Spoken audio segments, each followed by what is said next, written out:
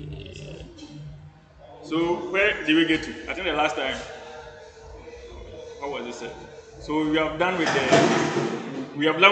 the machine learning part, right?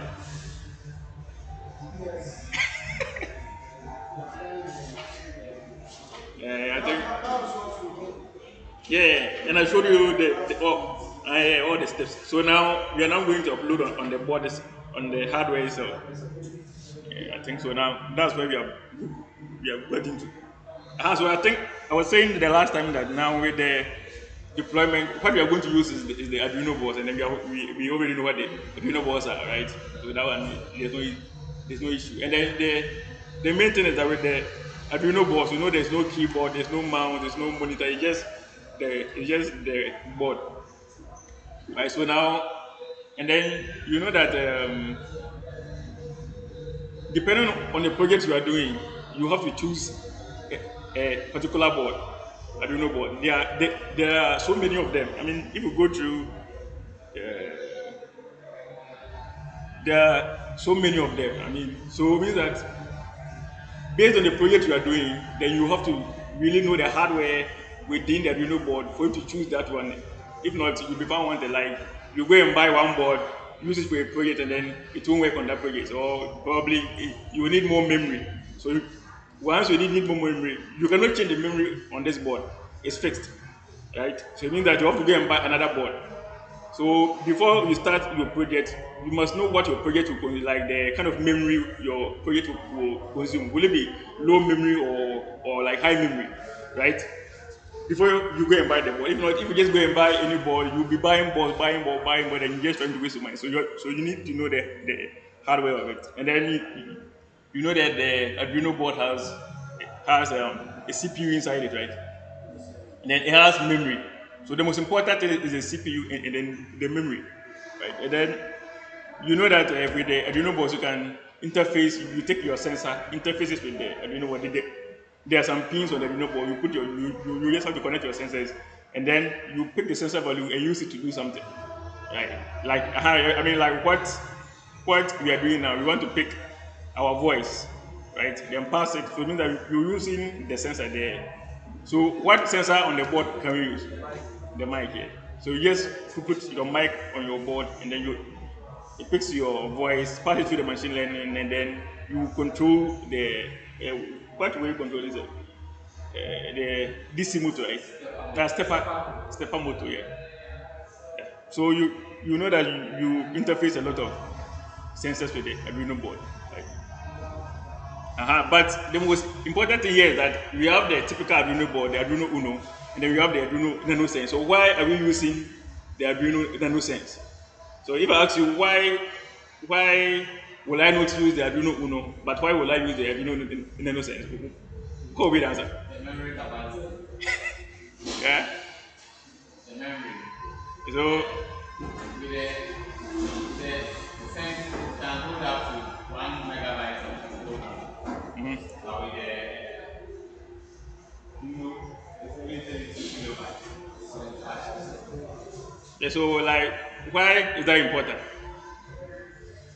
Based on the application you are developing, why do you think you need a board that has more memory? Why do you think that is? Most of the libraries you require and also the program. The program that will write. Yeah, in the machine learning model itself consumes a lot of memory and stuff like that. So you need to know how to answer some of these questions, like as easy as that, right? So now you know that with the Uno, with the Arduino Uno, you see that the flash is only 2 kilobytes, right? And you see that the SRAM is one kilobyte. So it means that what the Uno was made for is not for machine learning at all. So all you have to do is that you connect some sensor to the Arduino Uno, then you write a very simple code to monitor the pin. Is the pin high? Is the pin low? Like that's all you do. So if the pin is high, then do something, right? For instance, if you design some, let's say, at times based on your application, not everything requires machine learning. I've seen like nowadays everybody is just everybody just try to use machine learning machine, but like sometimes you don't have to use machine learning for anything because machine learning is actually expensive, right? So let's say you have found that you have found a street light, right? And you know that it is powered by the grid. I think most of them are powered by the grid, not like no, not like solar or anything, but by the grid. So it means that let's say every time it's even daytime, probably around 7, 8, the street light is still on, but so it means that it's consuming power, right? So you can do something like develop some kind of smart, kind of not smart, but like some kind of okay, let's say smart light, in which based on the darkness. So if it's daytime, so if there is light around, if there is light during the day, it goes off automatically. If it gets to darkness, we were around 6, you know that the place is always dark. So once it gets to darkness, it comes on. So how do you do something like this? But there's already a system in place. That's the food system. Yeah. The food system is already there. So now, how do you use it? Well, that one you connect it as a switch Mm. in series with the light. Is that what? In series, you connect it like a switch in Mm-hmm. series with the light. But because it needs that coil to be able to go open and close, then you give it neutral. So what it happens is that what happens is it has a sensor. So anytime it is dark, the sensor senses that no, the environment is dark, then it comes on. Then in the morning when the sun Now wait. It has a sensor inside. yes. So how? What is the sensor made of? It's kind of it's like a light. I want to remember Everything is very driven out. when I'm Hmm? meeting now. It's able to receive light. So when it The sensor. That's yes, But like you mentioned about some photo what? Is that photo what? yeah, that's the photo cell. That's the whole thing. The whole thing is called photo. So it has a sensor inside there. Yes. So what sensor is it using? small sensor. A very At the center. That's some small sensor. Light, light Mm, So once it's dark, then it will close for the light. like so that sensor is connected to what? It's connected on the board. The photo cell is the sensor. Hmm? The photo cell that we're mentioning. The photo cell itself, that's the name of the Yeah. sensor. Some light kind of detection.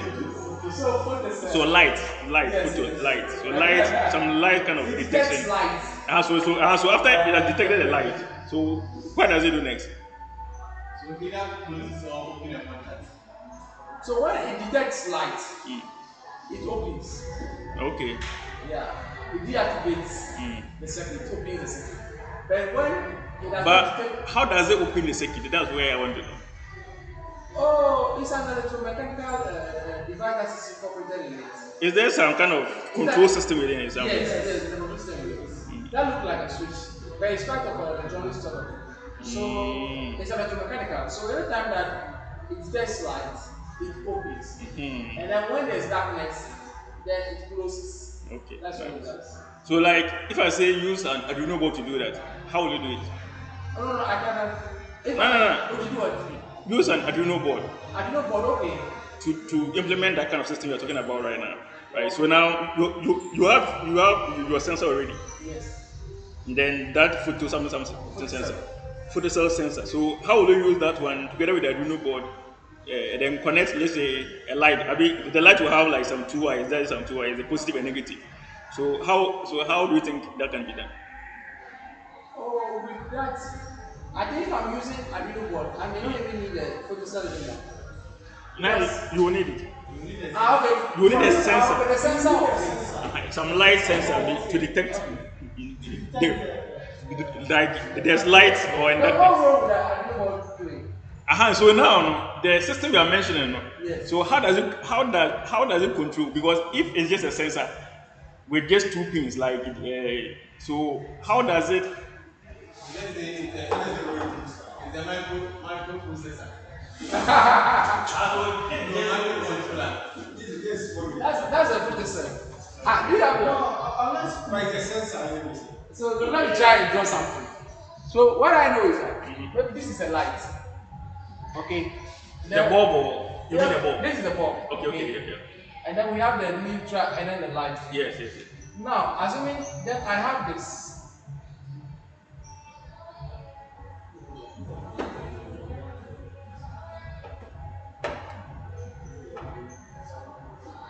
What happens is that I will connect neutral. So let me tell it the other way around. So where is the sensor? So this is the sensor. Okay. This is the sensor. So what will happen is that I'm giving neutral to this. Okay. And then the output of this one, when I can The neutral of the what, the sensor? No. The main supply neutral. Ah. They tap it to one side. Then this will have a coil. But you said where is the sensor again?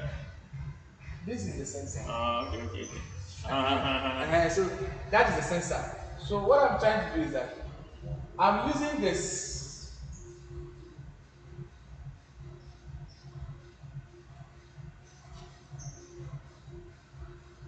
My ferrite come. And then I'm using this The negative as a side. neutral, yeah. And then this one, because it's going to the light, I'm using it as a switch wire. Yeah. And then now I have my coil here. So it's something similar like this. So I have my neutral here, and then I also have my light here. I'm trying to, okay, let me do it this way. So I have my light here, light and then neutral.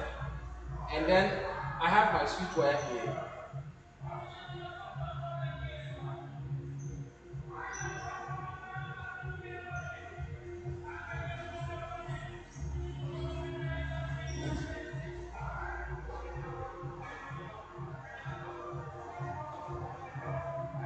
So I have my light here. And then neutral, which is here, I can loop it to this. It's just to feed this. And then this one, I've connected this maybe to a light, which is the incomer like this. So that the reason being that anytime that there's light, okay, there's a sensor. Okay, so the sensor is connected to this. So anytime there's a light, this coil will become energized and then attracts this contact to open. Then if there's no light and there's darkness, then the sensor will sense that there's no light. So then the coil will become de-energized and then release this contact touch. So that current can flow to feed the light. That's the idea behind it. Okay, I see. So now it means that okay, I see. That will work. So it means that, let's say if you have a sensor like this, let's say just a simple sensor. The sensor will have two. Yes. Positive and then the whatever. Negative, yes. So now, so I mean that if you have a sensor like this, a very simple, all the sensor that will connect to any board will have the positive and negative. That one is always constant, right? You connect one to a pin. So how will you use this sensor with the Arduino board to achieve that? To now achieve how that potential works. Now, it means the sensor can be disconnected, and then maybe if you have a breadboard, connect onto it and see some cables can be run. Or there's a. I'm looking for the mechanism. Okay. How you do that? Because so now basically what you do is that now once you have this sensor, you have your board, right? Yes. Then I think you know your board has pins. Yes. Right. So now you connect this one to the ground, one of the just the ground, right? And then connect the positive of the sensor to one of the pins. Okay. So and then the pins are normally the analog pin because it's sensing analog signal. So now, what makes this thing very easy is that you connect the pins here, and then now you connect another of the pins. Let's say you have a bulb. This is your bulb, right? right? This is your sensor. Right? You connect one of the positive of your bulb to another pin, the digital pin. Then you connect the negative to another ground. Very simple circuit. So what you do is that now you write your code, very simple code. So your code should monitor this pin serves as input to the board. This pin serves as what? Output. Okay. So all you have to do is that connect your sensor to the input, write your code to monitor. Just get and then the code is just one line of code. Analog read. Read this signal. Now, if there is light, the signal will be it will give you a value of 1. Wow, okay. Probably or some 3.3 volts, something like that. It will give a value of 1. If there's no light, it will give you a value of 0. So now monitor this thing, and then you see that it like within your code there's a loop function, right? So it means that it's monitoring all the time. So once you monitor this pin all the time, anytime it's a 1. Now if it's a 1, what do you do? So this bulb, the positive of the bulb is connected to a digital pin. So if it's a 1, make the digital pin high. It's as simple as just another one line of code. Digital pin, once you detect this one, if this one is high, make this digital pin high. If it's low, like make it low. You have just designed your very simple system. And so this one you can achieve that with about only 3 lines of code within your Arduino, then you are done. Then you are good. Then you go your very easy stuff like this. So, but somebody will stand outside and say, "Oh, the bulb goes off like automatically if there is no light and stuff like that." And then the person will think it's a kind of machine learning. It's just a very simple. There's no machine learning at all. Yeah. It's a very simple system. So if they actually design something like this, and then you start thinking you start thinking about machine learning, then but of course you can also use machine learning to do this, right? Of course, but it will take a lot of memory and stuff like that. And then it even takes some time, right? So once you know your application very well, what you are building, and then what you must use the machine learning for. And so now if I'll say it. yeah. You think that you don't have that you right? Pardon? That you don't have to be fixed on it, right? How do we fix it? With this line, because that's the sensor, that's the Yeah. best board, and then that's the lamp. Now, this is the sensor, this is the Arduino board, and then this is Arduino board. the board. These are Arduino Yeah, the Arduino board is board. so these pins here are the Arduino board. The pins you see that there are some pins on it. I thought you were talking about the breadboard. Oh no, the breadboard and that one it doesn't matter here. So then, in that case, you only use the, Aha! So you see, once you are doing something like this, simple line, about 3 lines of code, it consumes no memory at all. So once you go and use the Arduino, once somebody give you a project like it, and then you go and buy this Arduino Nano Sense. Arduino Nano Sense costs about $100. This Arduino Uno costs about probably $20. So if somebody gives you a project like this, and then you go and buy $100 board, you have just wasted it. Right? So it means that you need to know what your so it means that in case you are designing something like this, it's going to be fixed. Like let's say somebody says, "Oh, my light here does this." You are just going to design a thing just for him. So you cannot go back and maybe take the board and say, "I want to change the board," and stuff like that. It doesn't work that way. And so now once you are giving a project like this, just use your Arduino Uno simple. Once you are giving a bigger project like machine learning, then that's when you can go and use your Arduino Nano Sense. Right? And then we have talked about this already. We have the board. We know that the board, I said that the main difference between this Arduino board and then the Uno is that this Arduino board, this Nano Sense has some sensors on it. The Arduino Uno has no sensor at all. You have to buy each sensor. So if you want temperature sensor, this small board like this has temperature sensor, it has pressure sensor, and sometimes it has humidity. And then the light we're talking about right now, this light sensor right now, it has a light sensor. So it means that you can use it too. And then I think that's all. Okay, then it also has some kind of displacement sensor where you can turn it around and it shows you the direction of the board, north, south, east, and stuff like that. So it has a lot of components for it, but the Uno has nothing. all the sensors. If you want temperature, you have to go and buy a temperature sensor. If you want pressure, all of them. So that's the main difference. That's why this board is expensive. Plus the memory it consumes also. Right? This is the pin mapping and stuff like that. Right. So now the main thing is that okay, now you have done your machine learning side. You've used your edge impulse, design your machine learning. So now we are going to look at how to deploy it on the board itself, which is here. Right, so that's the main thing. So here on the hey, did this your did Just it, saying this is a projector there. Okay, but the main point is that once you go to the edge impulse platform, at the bottom you will see somewhere after you have designed everything, you will see somewhere like deployment. So you just click on the deployment. Then the next is you know that once you use the edge impulse to design your model, the edge impulse gives you options like where are you going to deploy it? Are you deploying it on a PC okay. or on a phone On the phone, yes, or yes. an Arduino board? But you must know that there are different Arduino boards also. So it gives you option to choose which one are you using. But once you go and choose the Arduino library, so what that will do for you is that it will generate some files to make it easy for you, right?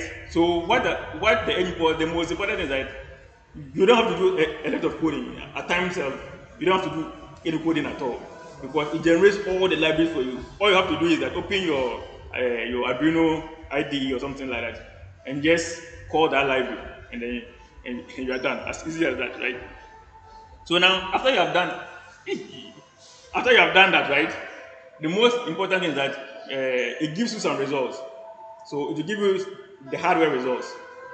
It is using this flash. The model of design will use this number of flash and this number of SRAM. And then you have the float 32 one and then int 8, which is you know that the int 8 is mostly it is mostly for the tiny machine learning and stuff like that. The float 32 will consume more RAM and then more SRAM and stuff like that. So another question to will be like that. I'll give you the results and then ask you that which one will you choose? Then what kind of technique did it use to what kind of technique did it use to compress the model? So you just go and learn stuff like that. Very easy stuff, right? So now your next one is after you so here it gives you the results and then you click on build. So now it will build and it will generate a file for you. After it generates a file, it shows you how to go about it. So it will say go to sketch. Once you open your Arduino IDE, it will say go to sketch, go to include files, and go and add. So it will generate a zip file for you. Then go and add the zip files, and then you can go through some examples. Now the most important is that this is the file it will generate for you. It's a zip file. You guys know what a zip file is already, right? Right? It's Oh, a compressed kind it's a of compressed file because if you want to have it in its normal state, yeah, that the size is big. yeah, something like that. So they compress It it compresses it. into a Yeah, smaller yeah. Yeah. size. But and then also it contains a lot of A files. lot of files. Now the most important thing is that when you design a project with the edge import platform, what makes this file big is that it will generate the model itself for you, and then based on the board you choose. Let's say you choose this Arduino Nano Sense, right? It uses the sensors on the Arduino Nano Sense. It has mic, it has temperature sensor and stuff like that. So it will generate examples about how to run like our own. We are taking values from the sensor from the mic, right? So it will generate an example where it writes all the codes for you about how to take value from the sound and then feed it through your machine learning you have designed and stuff like that. So it makes it very easy for you. So all of these examples is within this file. So this file will be about I don't know the exact probably about 50 megabytes or something, right? And then so here once you go through the file you can see there's examples. So once you click on the example you will see all the examples, the mic example, the temperature sensor example, stuff like that. And then the source code of your model itself to be inside there, but you don't really need it for a lot of stuff, right? So now once you've generated the file, So what is your next step? Now you have to go and open your Arduino IDE itself. Go to Sketch. Have you seen it over there? Yes. Go to Sketch. Now once you go to Sketch, just let me say it. You go to Sketch and then you go to Include Library. Have you seen it? Yes. Include Library, and then you go to add.zip. Right now, once you have done that, it will open. You will have to navigate to the folder you save that the file. And you just double click it, and then it will be done. Now, after you have included the file, you can go to the file. Have you seen the file over there? Yeah. Just click on file. Go to hey, you just this compressed file.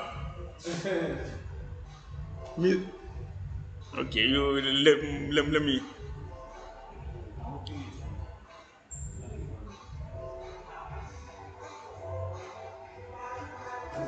This is better small, right? So you go to examples. You know, you remember? I think last semester we did some blinking example. We did, and then the blinking example was fixed in the Arduino. Now, after you have also included that file, right? You now go to example. You scroll down to the name of the project. So it will be here. It will be robotic. I named it robotic subsystem. You will see it over there, and then you will see some examples.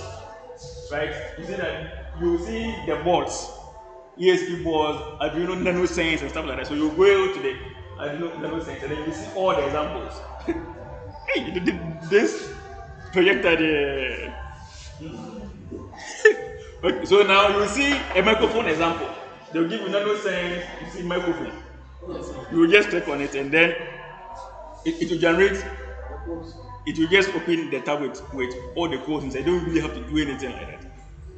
Right? So now after you are done with that, so these are the codes, right? I don't know whether you can see them. But what we are going to do the slide that you see. Right. Oh yeah, this one Yes, clear. it's even clear. So you just go to the code. As I said, in the code explanation, I don't know whether I kept it there. So these are all the codes. So what the main thing is that what the code is doing is that the code will actually set up the mic. You know that there's a mic on there. Yes. There's a mic here. The code will actually set up the mic, will receive your voice, then it will take that voice, pass it through the machine learning algorithm on the board, and then give you some outputs. Right? So it will print some output for you. So I've explained all the codes here. If you don't understand anything, just copy the code, put it in chat GPT and say explain this code for me. It will just explain everything for you. So I've just explained each line of the code here.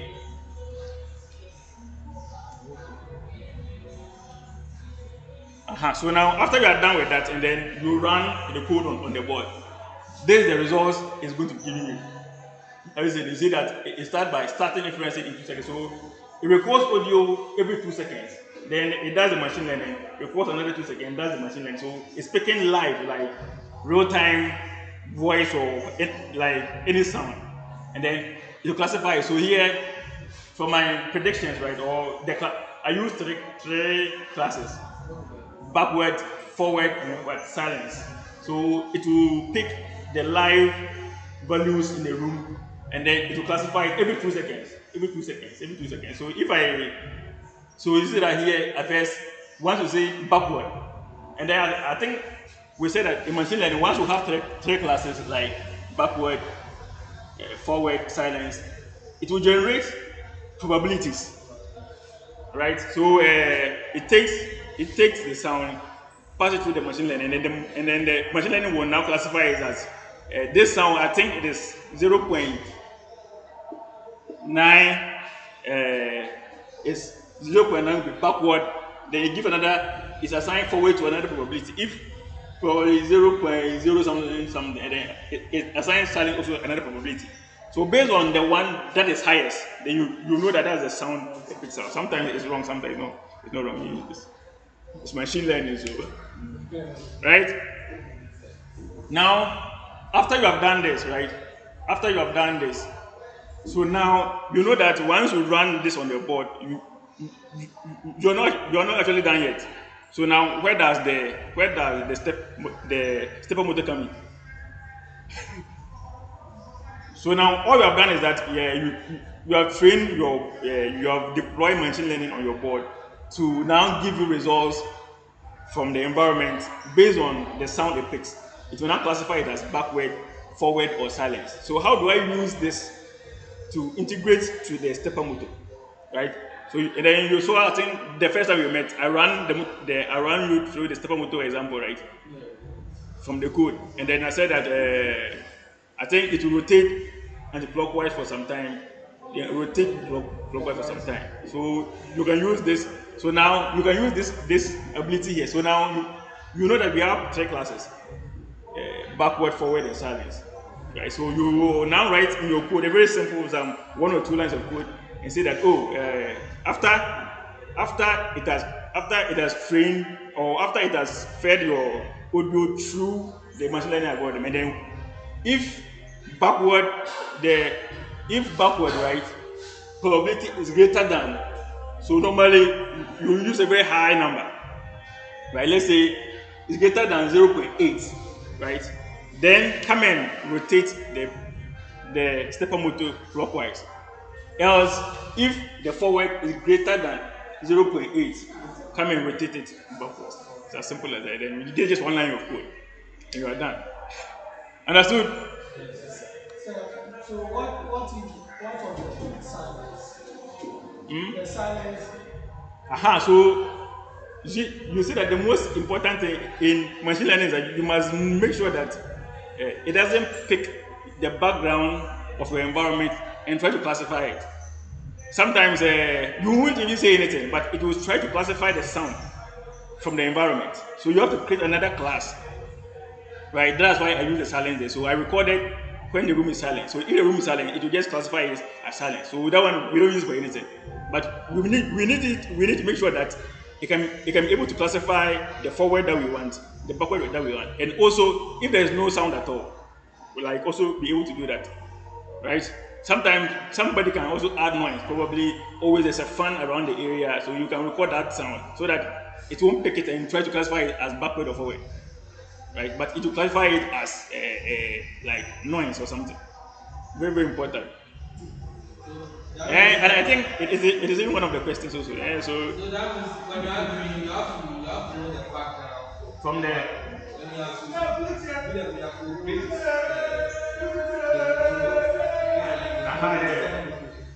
kind of environment you are yes, if not, it will fail miserably. Like, I won't lie to you that. So that's why imagine like it's very very important. You need to know the environment.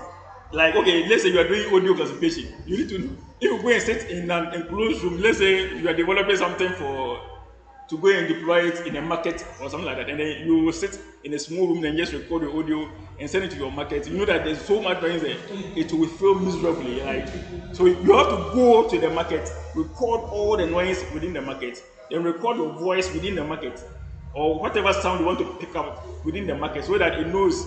If not, it will master. You will sit in your room, design it, test it, and then it works 100%. It classify anytime.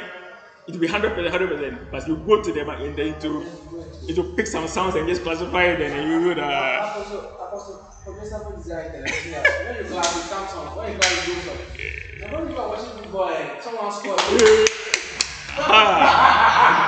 So it has to take all those ones into consideration. So.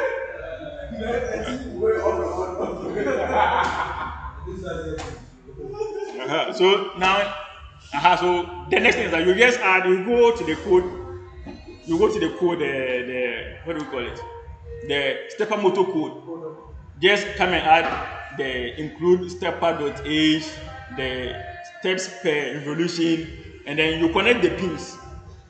And then after that, so that is where you do if classification. So if you see something like 0 here, it is picking. You know that from the results you saw that the first one was backward. You see that it classified backward, forward, and silent. So the 0 here, but then the example he gave is a funny one. so now pay attention here. So it should be 0, 1, and then 2 because they are three classes. So the 0 means backward, one means forward and then two. So once you come into your code here, you will see there. So if result of the classification 0, the value is greater than 0.9. So if the backward value is greater than 0.9, print backward. And then you see that my stepper dot step speed is 10. And then my stepper dot steps per revolution, then it does that. And then if you delay for 1 second, and then if the result is also forward, if the forward is greater than 0.9, I use 0.9 here. So it will print forward within your console. And then you see that the same step speed is 10, but the steps per revolution is negative. You remember that I said if you want to turn it clockwise or anti-clockwise, one will be just the steps per revolution, then the other one you just put negative there so that it will rotate it. And then from this one, you Negative that is yeah, watch. right. Step So per revolution. and then if you are you be done, and then once you run that, and then you start to test to say forward and see whether it will turn, backward and see whether it will turn, and you are basically done. So you see how easy that. So let's just run the examples and go. Let's just run it. Let me show you how it actually runs. Right. So the first one is The last thing was compiling. this one. Okay. So the first one is there. So you need to. Can you see at all? Or if I make it dark, will, will it work if I make it dark?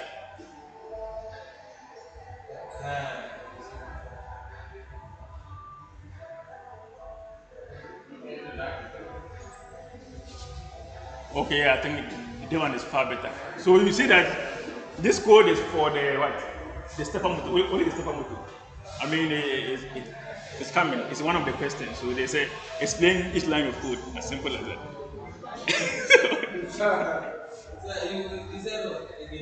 So I'll give you this code, something like this.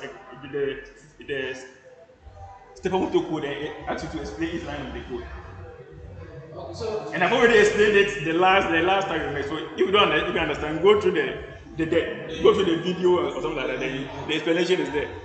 Or just copy this code into ChatGPT, explain this line of code line by line. Then you understand it, and you just come and write it, and then you are gone. Right? So as I was saying, so it means that once you run this code and then you see that it works, you have to come and pick the libraries and how the code is done and go into that machine learning kind of model you have created and put these things inside there. Understood?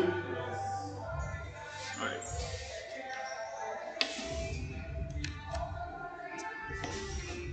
So let's see whether it means the noise here it is start to classify because I didn't optimize it at all. Like I didn't do anything to it. Just so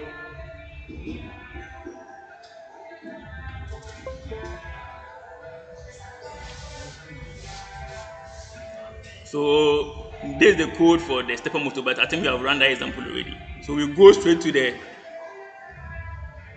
one with everything. Is it this one?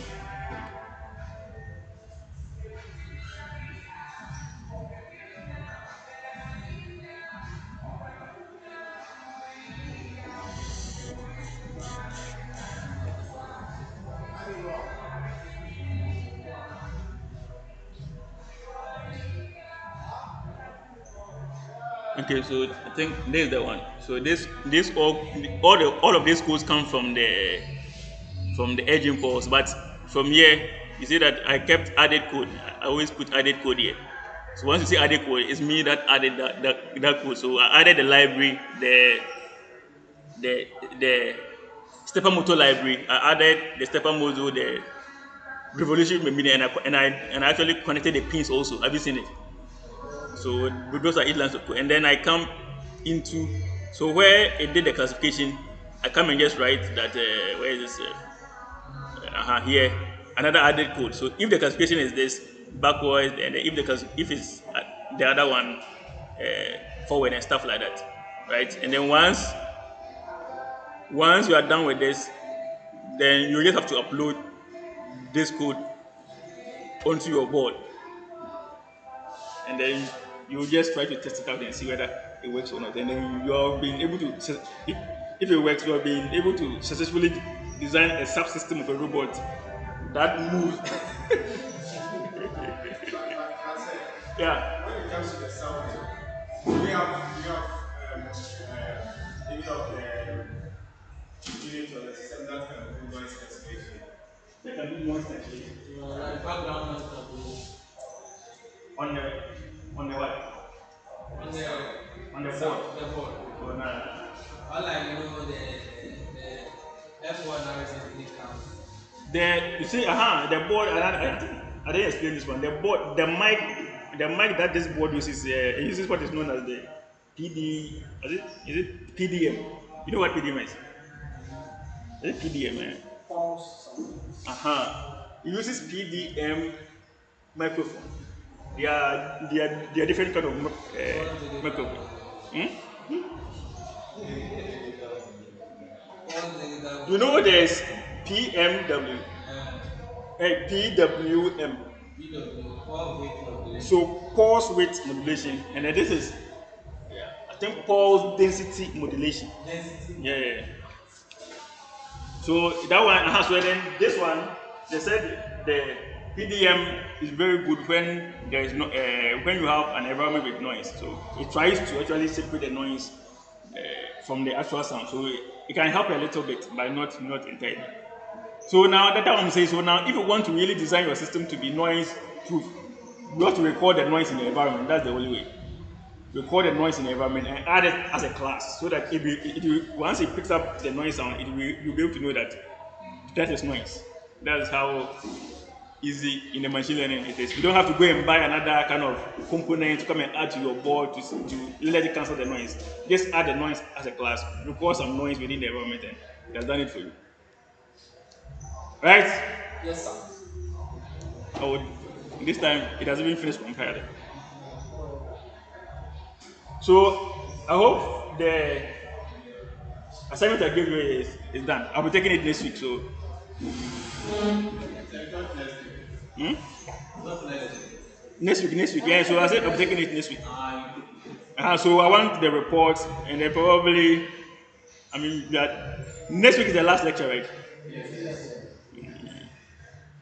So soon. Let me see.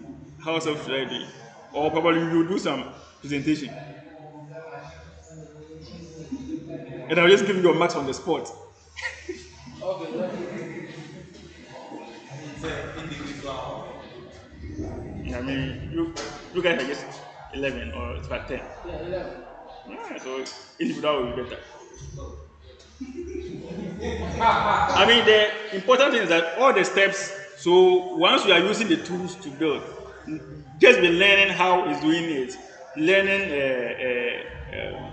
each step what it does, and then the exams will be easy for you. But once you don't go through that steps, in the exams, I'm telling you, it's just the same thing. That like it's the steps within, what we're doing is what is coming. That's just the main thing.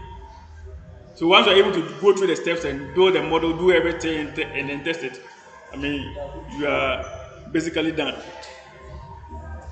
Understood? So you will bring the report. Like I think I gave you all the steps within the file, right? Yes. Do this. So just follow that steps within the file. Generate some report. Just write some reports about each step, and then probably just prepare some PPT file, and then we'll just do some some 5 minutes presentation on it, and then you are done. As easy as that. Probably 5 minutes. 5 minutes will take how long? How many are we? 11. 55 minutes. 55 minutes, and we have 2 hours. So that's an hour. And it's 1 hour, and then we are done. Then everybody goes their way. People will use 15 minutes. Pardon? People will use 15 minutes. Imagine the 100 slides.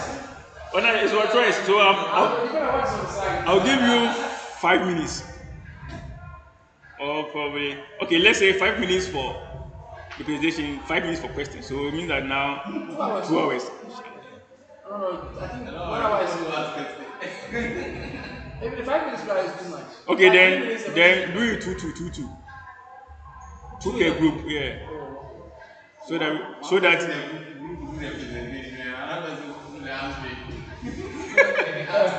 okay, yeah. So the two in a group will be better. So two in a group, so there'll be what 5 groups. So so one person will be the stand, and then if it's 30 marks, once you are two to each person gets 15, but the person who does it alone will get the 30. No, there are those that take 20. There are many So you see that now it's done. Right, so it begins to try to classify how whatever we are saying. At times it will classify it as one of them. So you see that 0 point some. Yeah, but as long as it doesn't get to 0.9, once it gets to 0.9, that's when it. So you can come and get started out and say forward, backward, and see whether it will turn on. 0.9. So and then it's turning. So it's as easy as that, right? So you can come and test this forward, backward, and stuff like that. But with the noise around, and then the noise outside will come there.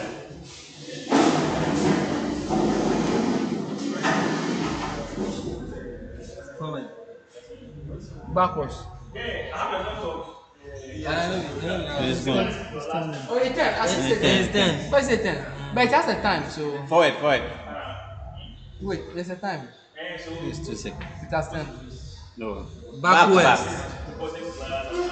It's turning forward. You're confusing me. Talk. Hey, my friend, go back. Backwards. Yeah, Papa is still going. Forward, I know. Oh, wait. Forward. Forward. It's turning clockwise. It's Continuous. Because Backwards. it picks one of the sound. So now somebody just get close and say that and say just one way. So get close to it, get close to it. Check. Backwards. Say it again. Backwards. Say it again. Backwards. 0.7. Again. Backwards. Again. So you get to say continuously. Backwards. Backwards. 0.9. It's not getting there. It's going to 0.4. Okay. Again. Backwards. Like continuously. Backwards. Backwards. Backwards. Backwards. Backwards. Backwards. Backwards. It has picked 0.99. Backwards. Backwards. 0.5. Say it. Say 0.9. It picks, but here it's not clear from you. So say forward. Forward. Backward. Say forward. Forward. Loud. Forward. Forward. Forward.